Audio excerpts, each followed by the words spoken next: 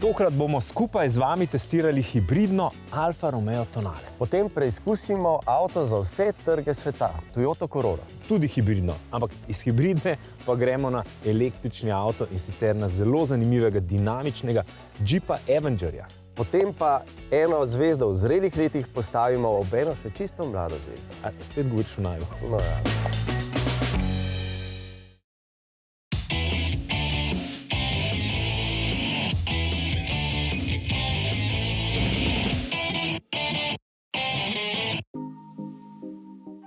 Pozdravljeni v avtomobilnosti. Zelo nas veseli, da se število naših testnih voznikov avtomobilnosti ves čas povečuje.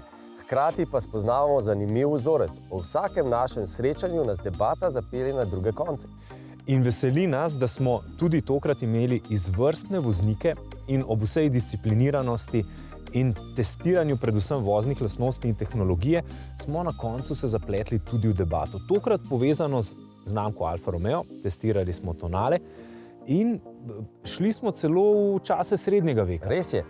Tokrat smo trčili ob debato, ali je to ščit ali srce.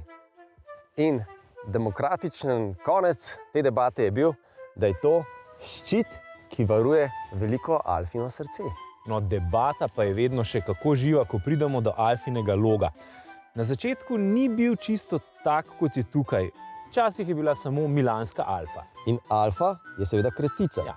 Anonima, Lombarda, fabrika avtomobilov. Si.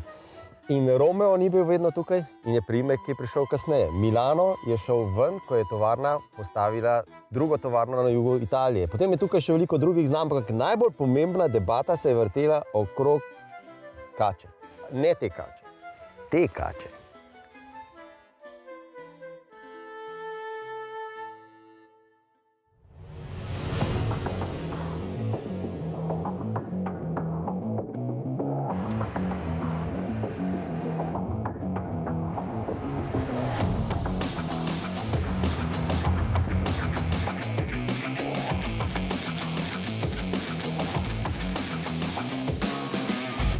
Obstaja ena reka, ne, če nisi vozil Alfe, ne veš, kva je avto. No, pa smo spet v družbi pravih ljubiteljev. Torej, poglejmo, kaj je avto, oziroma da bo bolj korektno, kaj je Alfa, kaj je Tonale.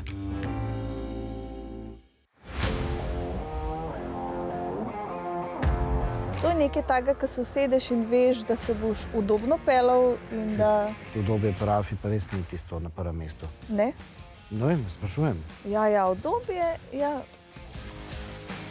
Dokaj lepo pobira te treslaje in neravnine na cesti. Ni se toliko nagibal, še vedno pa je bil udoben, še vedno pa ni bilo toliko trdo podvozje, da bi botil med vožnjo. Najbolj ga še zmer pač te kratke udarci, ok, to se čuta, ne, to malo poskočiš, ampak ni pa tega zibanja, ne, in tudi ko bremzaš, ne počepne čist dol, pa čist gor, ampak tako pač dokaj umirjeno in se pozna, ja, tudi za sopotnika. Jaz sem mogoče malo tudi bolj mehek voznik in tudi imam bolj rada to udobje, ne vem, mala Citroena, ne. Tukaj sem bila pa dosti presenečena, ne, ker imam tudi probleme drugače kot sopotnik v avtomobilu z slabostjo. Hitro na ovinkih, a ne, mi postane slabo in tukaj pa sploh To zato, ki čutiš, ni kaj bilo. se dogaja. Ja, dejansko, ti se pelješ z avtom, ne. Kad ti primerit drži, tako da ni šlo v vinku ne levo, ne desno. Te ne meče po tistem praznem sedežu, ampak si sodeluješ. Ja, tako. Jaz osebno tudi opažam, ne, da v mehkejših avtomobilih si imel s svojimi sopotniki bistveno več težav, kot pa v športnem avtomobilu. Dejansko, ja. Kako pa se je otrok počutil? Ja, zelo zanimivo, no, je bilo tale sedež, ne, športni, ki te res prime. Ampak po drugi strani pa še vedno čutiš te sile, ki delujejo pa na trebuha, ne, in je šlo malo eno v drugo smer, kot drugo. A je bilo pretirano? Ne. Ampak čakajte, Alfa je enako šport. Udobje, zarohni. Zdaj, če imaš terenca Alfa, pa ne bo nekaj rohnilo, ne. Če imaš pa športno varianto Alfe, pa tudi zarohni. Ampak če imaš pa športnega terenca, Ja. bi kaj sporočil Alfi? Malenkost močnejše, mogoče motorje pogrešam. Podvozja majhen več športnosti, ne. Tudi parkrat sem začutil, da zadnja guma po zraku gre, ne, oziroma bolj je počesal asfalt, ne. Pa ne tako grozen pospeševano. No, se tudi ne moreš narediti kakšnega groznega pospeševanja pri 131 konjih. Ne. Kar je še ena zamerca, ne, mogoče ima 20 konjev premalo. Ne. Zato za merco alfisti že imajo rešitev. Priključno hibridni tonale Q4 z več kot 200 kW namreč ni samo ekotonale, ampak tudi tista bolj klasična alfa tonale. Moram reči, da tam po tistih zavitih cestah sem res užival. Ne. Avto se lepo pelje, mogoče, če primerjam s prejšnjo Alfo, je malenkost mehkejši. To mi je všeč, ker si res lahko lepo vozil z dvema rokama brez problema, uvinke tudi malo bolj ostre, je šlo, ni treba preprijemati volana. Želel bi si mogoče samo malenkost starši volan. Ne maram, da z enim prstom lahko sredi ovinka volan zasučem. Rit je čutila, roke pa niso, tako bom rekel. Ko pogledate v ovinek, ne pogledajte samo ovinek, pogledajte še desno gor, daleč gor in boste videli, da noben avto tam ne prihaja nasprot, in potem lahko zelo dobro pospešujete. Tukaj zdaj je odličen ovinek desno gor, lahko močno pospešujete.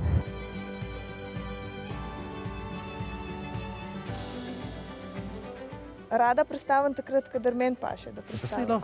No, se to bi.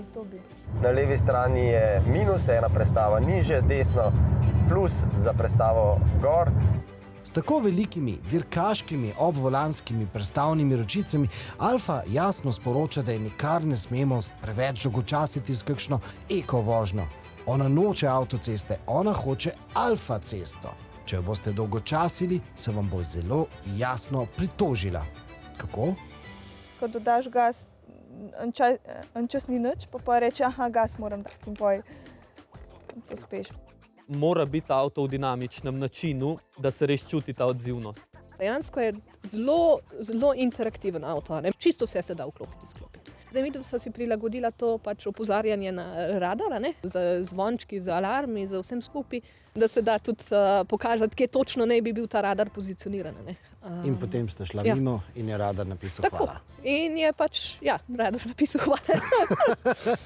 Se je bilo to stičnivno. Ja, tako. Ja, tudi mimo stične smo šli, morali smo tja. In zakaj? Na vrhu pristave namreč stoji grb z alfinim bišonom, z alfino kačo, ki je otroka. Zgodba je seveda najbolj zadela bodočo mamico.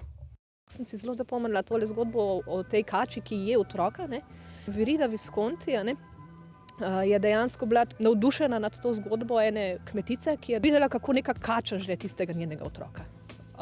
In je začela moliti k Mariji, in se je zgodil nek čudež in tista kača izgine. Virida je bila na to zgodbo tako navdušena, da je to ušila na prtiček in je dala svojemu očetu, da ga varuje v bojih. Ne bi to dejansko bil nek zaščitni znak, ne toliko grožnje, ampak zaščitni znak. Ampak kaj je počela tu pri nas? Recen je imela v Stični, v samostanu, svoja dva otroka, pri Patrih, na vzgoji, in je dejansko na neki točki se tale dva otroka nista čisto obnašala, kakor je ona pričakovala, da se bosta, in je prišlo do enega spora z temi Patri. In potem v prihodnosti, oziroma ko je videla, da dejansko niso, oziroma oni nič krivi, je si želela sprave, in se je začela zelo truditi, da bi spet nazaj prišla v njihove dobre, da se jim dobro zapiše nazaj. Zatem, da je bila zelo darežljiva do njih, ker z vsem tem bogastvom, ki ga je imela, je lahko tudi veliko prispevala, se pravi, v samostan in okolico. Tem platiščem ne vem, a veste, kako se jim reče?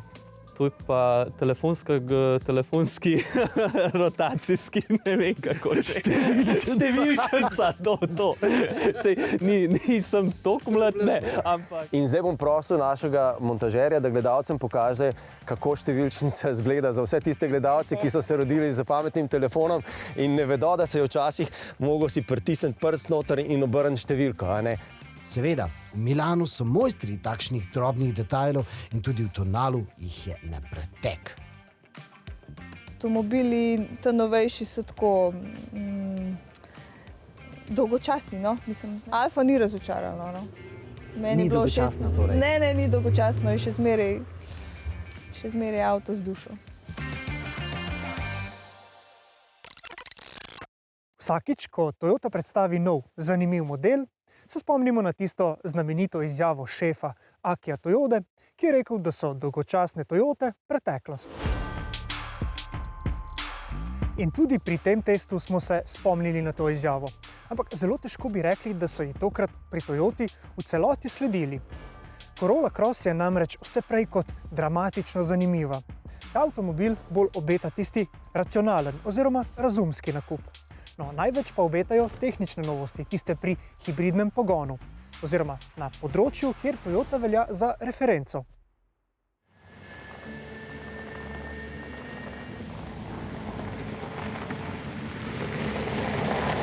Corolla Cross je prvi model, ki ga poganja 5. generacija Toyotinega hibridnega sklopa.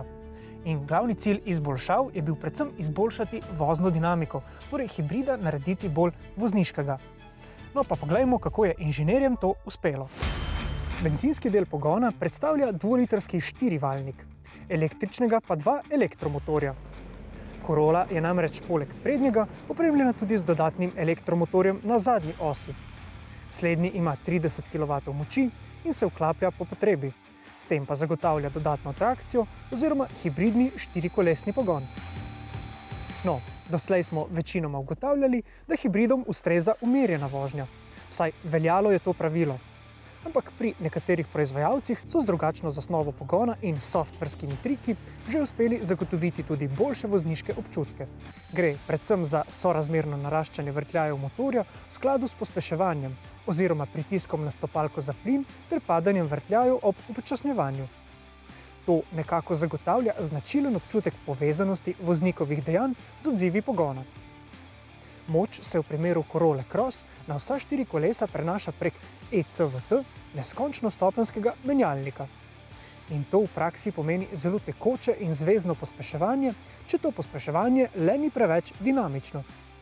Toyota je sicer izboljšala številne mehanske dele menjalnika, a linearnost je pri dinamični vožnji ob tovrstnem tipu menjalnika še vedno zelo težko doseči.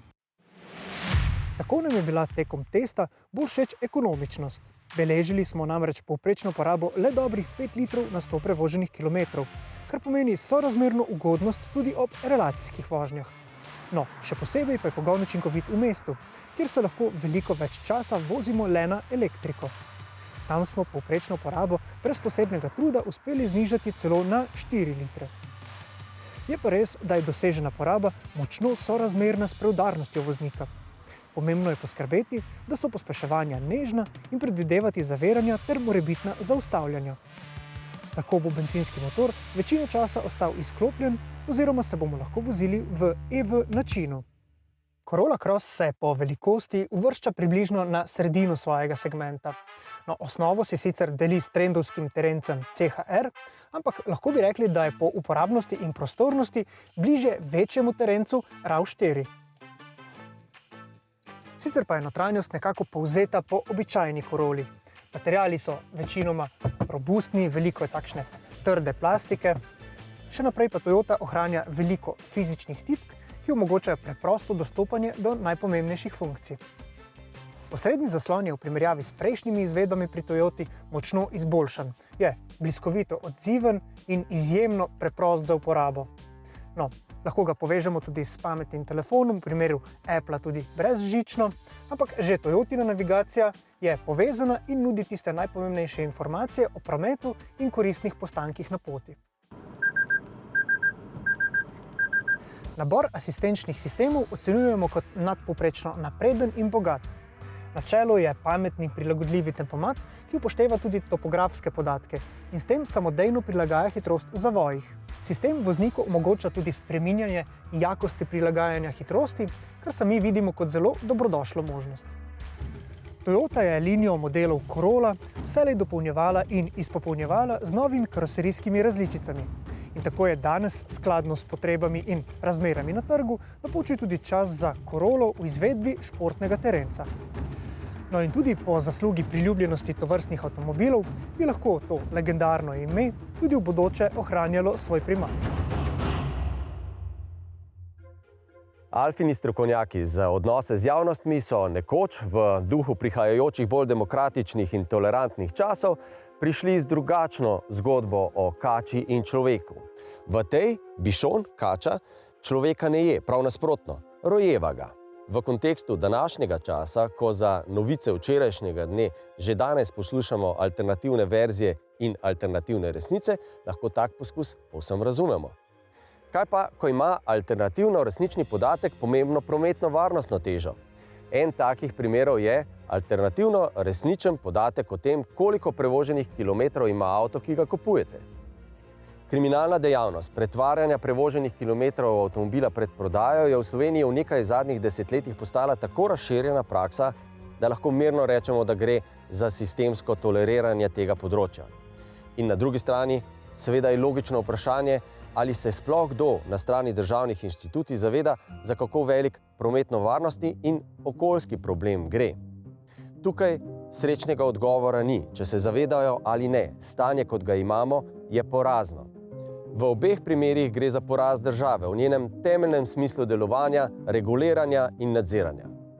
In po drugi strani, države imajo probleme s tem, rešujejo jih na različne načine, pri tem pa nanje pritiska tudi Evropska komisija. V obeh primerih gre za popoln poraz države, v temeljnem smislu njenega funkcioniranja, urejanja in nadziranja. Problem je velik tudi v drugih državah in ker ga država različno intenzivno naslavljajo, nanje vedno bolj pritiska tudi Evropska komisija. Naslavljajo pa ta problem tudi proizvajalci avtomobilov samih. In prav Tonale v tem pogledu kot prvi prinaša veliko novost – tehnologijo NFT. Alfa je s tem v modelu Tonale kot prva ponudila trenutno najvišjo raven kriptiranja zbranih podatkov. S tehnologijo blockchain, veriženja blokov, so zbrani podatki o prevoženih kilometrih in vzdrževanju avtomobila trenutno na najbolj varni tehnični ravni. In to nas pripelje do ideje za Alfine stratege komuniciranja z javnostmi. Zdaj lahko rečete, da bišon, kača, ne poje človeka. Poje pa problem, ki ga človek očitno ni želel rešiti.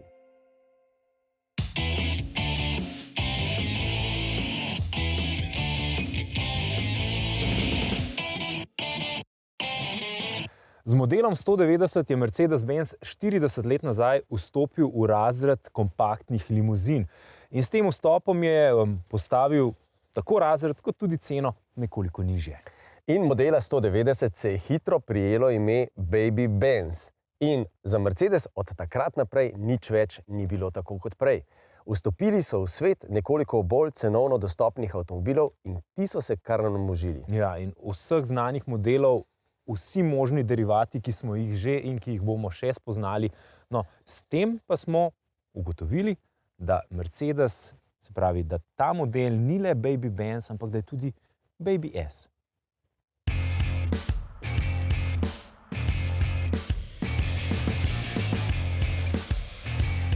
Mali Mercedes, ki danes ni več najmanjši Mercedes, praznuje 40 let. Mali S pa so ga klicali tudi zato, ker je ponudil vse tehnologije, ki jih je pionirsko uvedel veliki Mercedes S, naprimer ABS, pa recimo zračno vrečo. A naš jubilant je ponudil tudi eno novost, ki je niti veliki S še ni imel. Večvodilno zadnjo opremo, za bolj udobno in bolj stabilno vožnjo. No, daljšo razlago teh inovacij vam ponujemo v našem daljšem prispevku, zdaj pa poglejmo nekaj fascinacij modela 190. Te utori noter, to so pri Mercedesu pogruntar, da se zrak iz strani izpelje navznoter in s tem pripomore k boljšemu čiščenju luči oziroma k temu, da se sama umazanija ni toliko nabirala na samih lučeh. In se pravi, ta prvi avto s takšnimi lučmi je bil takratni razred S in Tako. Potem ta drugi avtomobil je bil pa 190. Tako. Tale del je za zničevanje Zračnega upora. pritiska v karoseriji, zato da so se sama vrata lepo zapirala. Torej, ko si odprl vrata in jih zaprl, je notranji nastal pritisk in spodaj so reže, in skozi katere gre ven zrak. A resno? Dodatne, Se pravi, ko odprem ta vrata in jih zaprem, se potem izenači tale pritisk noter, ker bi nastal natlak, porine odvečen zrak ven, zato da se vrata lepo zapirajo. aha, So pa te reže bile prav fascinantne za te modele, No, kako so to to pa komponirali. nisem vedel. Tudi ta zvok je prav značilno tisti. Ja, ta zvok je tak tipičen mercedesovski za zapiranje vrat. Sam danes ga nimate več, ne vem zakaj ne. Delno je še prisoten, tudi na novih Mercedesih se še vedno zapirajo vrata malce trše kot pri marsikaterem avtomobilu, ni pa več prav takega tipičnega klika. Ne? Frekvence so povsem drugačne. Frekvence so Tako da drugačne, jaz ja, glasujem, res je. da spet to date nazaj v te nove avtomobile. Se strinjam, ja. Vedno mi je bil fascinanten tudi ta enoročen brisalec pri tem 190. Ja, kljub temu, da je en, pobriše več površine kot dvojni brisalec. To je nek fascinanten procent, ne? Kolikšen del? Procentualno 87% celotne površine stekla pobriše en brisalec. Vsa umetnost je v tem, da je tukaj le noter poseben vzvod in gre ta ročica, torej ta roka brisalca gre navzgor, pobriše ta del, kar zajame tudi večji zgornji kot, potem se spusti nazaj dol, ko pride na sredino in potem gre spet naprej navzven, da zajame spet večji del desne strani.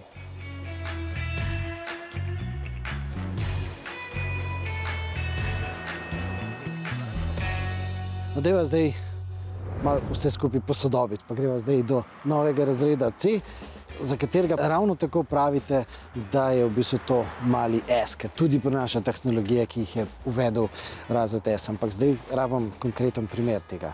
Ja, naprimer krmiljenje zadnjega kolesa oziroma zadnjih koles. Zdaj pa rabim kakšne številke. Če nimamo krmiljenja zadnjega kolesa, je 11,07 metra obračalni krog. Med zidovi, ne? Med zidovi. Če pa imamo krmiljenje zadnjih koles, pa dosežemo dobrih 10,6 metra. In to je enako kot pa ta naš 40 let starejši bratec, 190. V zgodbi o Baby Benzih ne moremo še mimo ene ključne značilnosti, ki jo je razred C podedoval od razreda S. In seveda govorimo o notranjosti, velikem pokončnem zaslonu, s katerim upravljamo vso to množico funkcij, ki so na voljo. In seveda tudi novi C ima možnost, da se z avtomobilom pogovarjamo. Torej, hey Mercedes, how may I help you? Play some good music.